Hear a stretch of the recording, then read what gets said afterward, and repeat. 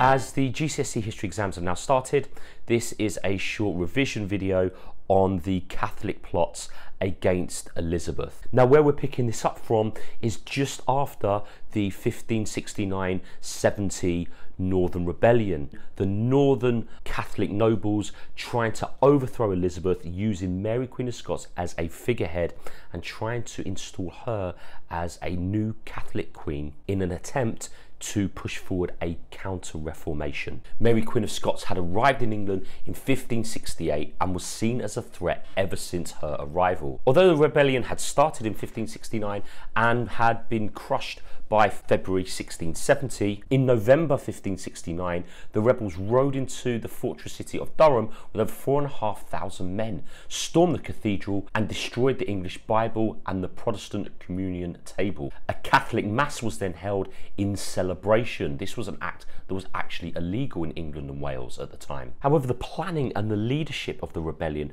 was so poor that it was crushed by February 1570. Elizabeth had managed to react to the rebellion very swiftly.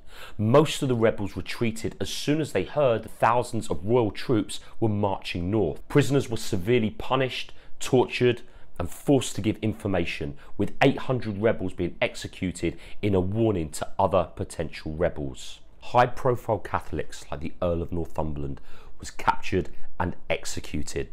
The Duke of Norfolk escaped with being imprisoned in the Tower until August 1570 and was then released, so he was not executed following the Northern Rebellion. The Earl of Westmoreland had escaped to Flanders. Now, I made a video probably just over a year ago about Elizabeth's religious settlement and trying to find a middle way between the counter-reformation that England had experienced under her sister Mary, where 300 Protestants were burnt at the stake for not conforming, and a very strict regime against the Catholics that would have alienated the Catholics and also potentially caused a rebellion. However, that middle way was clearly not working by 1570, and this marks the start of a new era.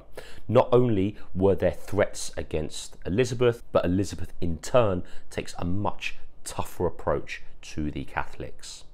We start at 1570 with the Papal Bull. Pope Pius V issued a papal bull in 1570.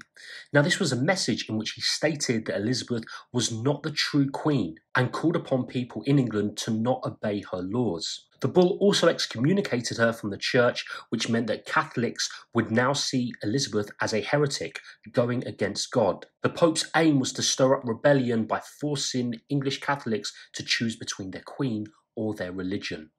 So the Papal Bull not only turned Catholics in England against Elizabeth, but Elizabeth was now surrounded by major powers like France and Spain that were Catholic countries and also saw Elizabeth as a heretic and believed that England should have a Catholic monarch. So let's remind ourselves of the first of our three main plots towards Elizabeth, the Ridolfi plot. So Roberto de Ridolfi was an Italian banker who's also a Catholic, and he was accused of trying to arrange the marriage of Mary Queen of Scots to the Duke of Norfolk. This would have made a strong Catholic partnership with the intent of overthrowing Elizabeth. The Duke of Norfolk had already been involved in the Northern Rebellion of 1569, for which he was sent to the Tower but not executed. He did not escape execution this time. Ridolfi, who was in Paris at the time that the plot was discovered, escaped arrest. Now, the consequences were that many Protestant ministers put pressure on Elizabeth to take a stricter approach with Catholics. The Treason Act was passed in 1571, which proclaimed that anyone who stated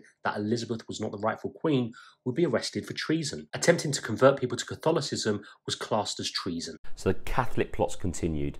The next one we're going to remind ourselves of is the 1583 Throckmorton plot. Now, Francis Throckmorton was a young English Catholic and at the centre of another planned Catholic rebellion in the north of England. The plan was to then encourage an invasion from France led by the Duke of Guise and for the rebellion to get financial help from Philip II of Spain. The plot failed when Walsingham put Throckmorton under surveillance. Papers with details of the plot were found in Throckmorton's house. He was arrested and executed. So the consequences were that Throckmorton was tortured but later retracted his statement that Mary Queen of Scots had ever been involved. Elizabeth was still therefore reluctant to execute Mary, her own cousin, so she was once again spared arrest despite more pressure from her government. In 1585, a law stated that if you were ordained, which means to be made into a Catholic priest, that was now treason. All existing priests had been given 40 days to leave the country. Finally, the Babington Plot. So by 1586, Elizabeth's government, especially Francis Walsingham, did not believe that Elizabeth could be safe whilst Mary Queen of Scots was still alive. In 1586, Walsingham was able to provide Elizabeth with proof of Mary's direct involvement in a plot. A young English Catholic, Sir Anthony Babington, became the centre of another plot to assassinate Elizabeth and place Mary onto the throne. Walsingham's spy masters were able to decode letters from Mary, including one she had sent to Babington, stating what would be required to assassinate Elizabeth. This was the proof that Walsingham needed to directly implicate Mary in a plot to kill Elizabeth. So the consequences of the Babington plot was that Mary Queen of Scots was finally executed. In the eyes of Catholics around Europe, Elizabeth had killed a Catholic figurehead. Tensions between England and Spain escalated when Spain launched an attempted invasion in 1588, when an armada was sent to England. As many of you will know, this question would have come up in the 2021 paper as an interpretation question. So the Catholic plots can easily appear in the Elizabeth paper, could turn up as an interpretation question, as an importance question, or an account question. I therefore hope that this helps with a little bit of last minute revision. If you have found it helpful, do please give it a like, subscribe, maybe make a kind comment, and I hope to make another video soon. Good luck with your exams.